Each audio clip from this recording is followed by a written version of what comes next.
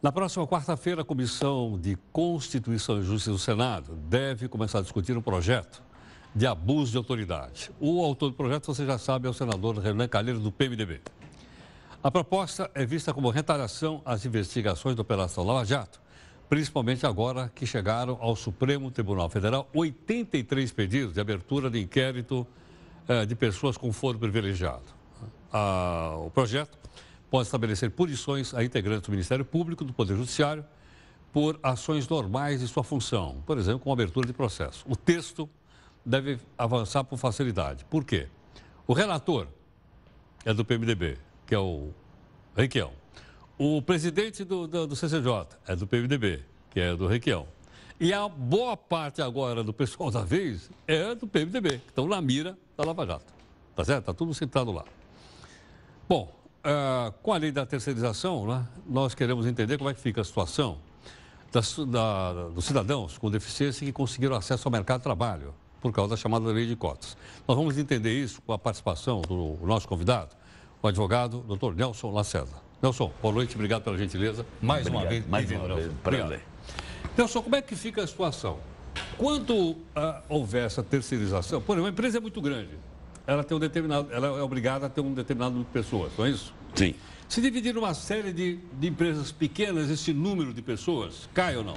Não, aumenta. Não cai. Aumenta? Aumenta. Poxa vida. O projeto de terceirização que foram desengavetar, 24 anos atrás, já era um sonho de se colocar no Brasil naquela época e nós participamos disso junto.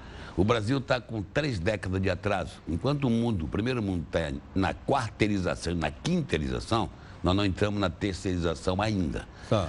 Isso é um atraso de vida muito grande. A terceirização traz imediatamente uma grande quantidade de empregos formais e seguros para o trabalhador. Por quê? Hoje, contratar e depois ter que soltar ou contratar por um período custa muito caro. O que acontece?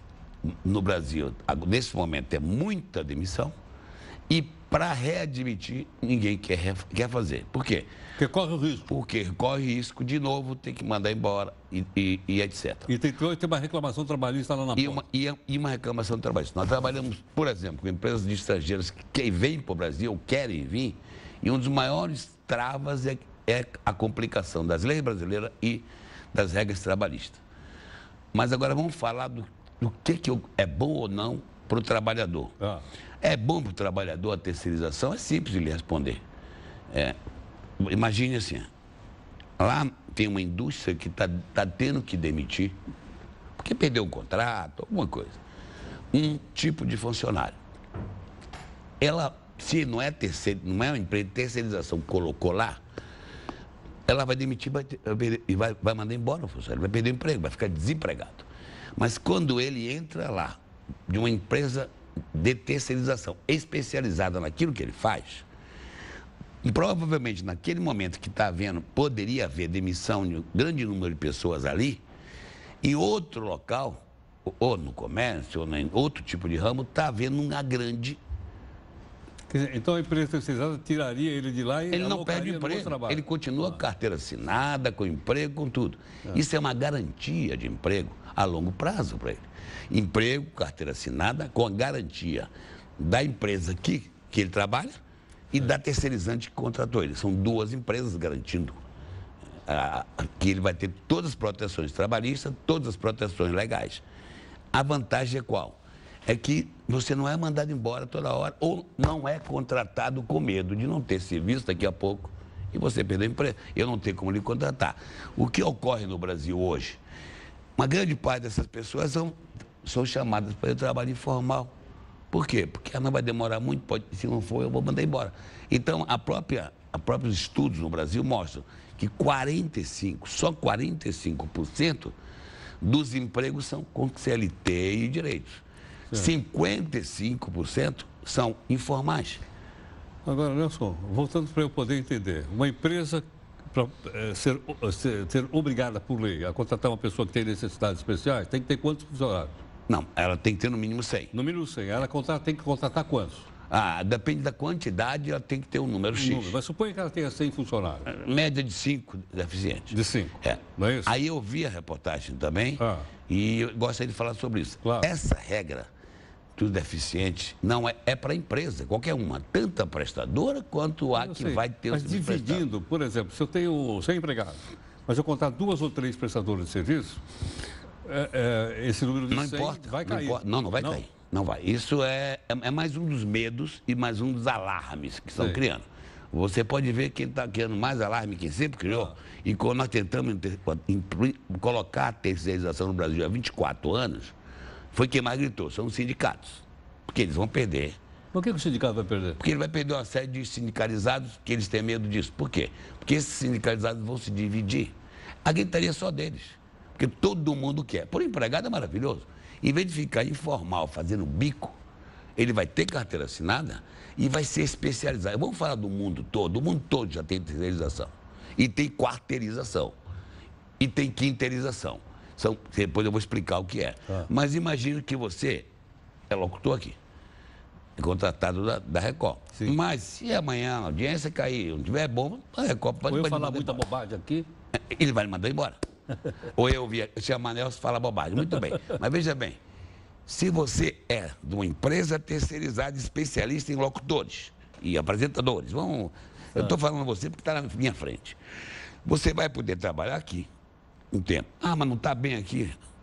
Em vez de dizer que você vai ser demitido e ficar sem lugar para trabalhar, já tem outro ali que está precisando, do mesmo cargo.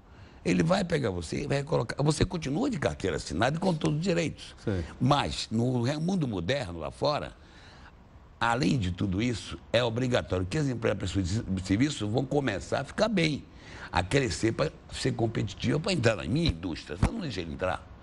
Lá fora, as empresas que fazem esse trabalho já têm centro de treinamento, centro de curso para formar melhor as especialidades, que ela não vai trabalhar em tudo. Sim, ela vai trabalhar com especialidades. Vou dar um exemplo da indústria automóvel, que eu tenho muitos clientes que são fabricantes de automóvel ou peças. Sim. Ele às vezes precisa de um soldador, de linha de raio, não sei o que, especial, que ele vai usar eventualmente no equipamento. Ele não vai contratar. Ele vai acabar pegando essa pessoa para quando ele precisar 1 ou 2 meses por fora e botar. Se a terceirização existir, ele vai haver uma empresa com especializações naquilo que vai trabalhar para ele ali, 2 meses ou 3, vai para o outro, ele não vai perder emprego. Entendi. Ele vai estar com carteira assinada aqui com todas as garantias. Para ele, vai acabar o informalismo. Além disso, as empresas vão contratar, que estão com medo de contratar, porque elas ficam inseguras. Vou dar um exemplo que é grande. Final de ano é época de grandes contratações por temporário, rapidamente. Por quê? Porque há umas vendas de Natal muito maior. Claro. Agora, imagine se esse pessoal estivesse numa empresa terceirizada daquele tipo de trabalho. Naquele momento, é Natal e está terceirizado. Mas daqui a pouco, em janeiro, é verão. E se ele não for ficar ali, em vez de demitir ele, trabalhar 2 meses e sair, Entendi. ele sai dali direto para um outro lugar que o mercado está aquecido sem perder o emprego. Ele é empregado da terceirizadora. Por isso, não há precarização, pelo que eu estou dizendo. ao contrário, vai ter formalização, não vai haver medo de contratar, porque a terceirizadora vai trabalhar para vários ramos.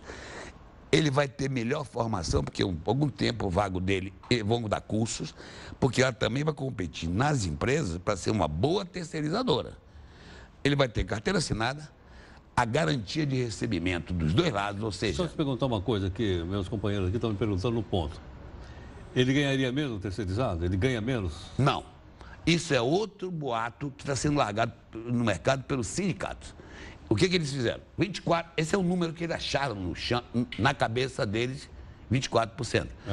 Como é que eles fizeram? Pegaram esse caso que nós temos aí de terceirização, não do fim, mas do meio, não do meio, mas do fim, que são pessoas de limpeza, só 3 ou 4 tipos, segurança e limpeza, basicamente. Ali, eles pegaram e viram que há uma variação para menos de 24%. Eles não fizeram isso com outros níveis. Entendi. Por exemplo, feito pela própria GVG, por outros níveis, não há variação, é quase impossível ter variação, e se há 1 ou 2%, não é medível. Por quê? Porque se você é bom, você vai ganhar na sua profissão muito. Além disso, os outros países, as empresas de prestadoras desse tipo de serviço, elas se especializam em várias profissões e dão cursos de formação aos seus funcionários para eles melhorarem cada vez mais o nível. Com mais produtividade deve ter um salário maior. Maior. Vamos continuar, Nelson, daqui um instantinho. Peço que você fique um instantinho conosco.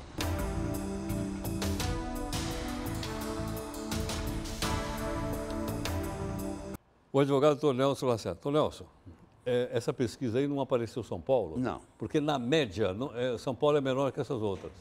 Nós temos aí. Né? Então, porque nós temos metrôs. Algumas pessoas realmente levam 2 horas. O pessoal mora em Capão Redondo, vem de ônibus, não é isso? Temos metrôs. O ideal seria nós termos todo um transporte ferroviário, que é metrô e outro. Sem dúvida. Mas o Brasil prefere fazer muitas estradas asfaltadas, que quando está acabando já está quebrada, gasta muito, tem lobby, pneu, gás. Em outras palavras, acabei de ler aqui no UOL que o presidente Temer vai sancionar o projeto. Da terceirização. Sim, acabei de ler aqui. Ele é fantástico. Estão pensando em esperar o outro projeto. Não, esse aí é o projeto perfeito. Ele disse que vai aqui. Foi feito em grupo de estudantes há 24 anos no Fernando Henrique. Olha aqui. Inclusive eu participei do projeto, desse projeto, para montar esse projeto, como está. Os detalhes. Eu vou ler. Aliás, um colega seu veio aqui e me deu um checkmate. Pô, você nem leu o projeto. E eu preciso ler. Eu vou ler. Mas o projeto aí é simples, que é o seguinte... Eu trago os convidados aqui... Eles vão poder terceirizar qualquer atividade fim ou meio. Agora só fim. Tá certo. Mestre, obrigado. Você não vai falar uma outra coisa importante? Não, hoje nós ficamos por aqui. Nosso tempo está esgotado. Quero agradecer sua gentileza mais uma vez. Ok, muito obrigado.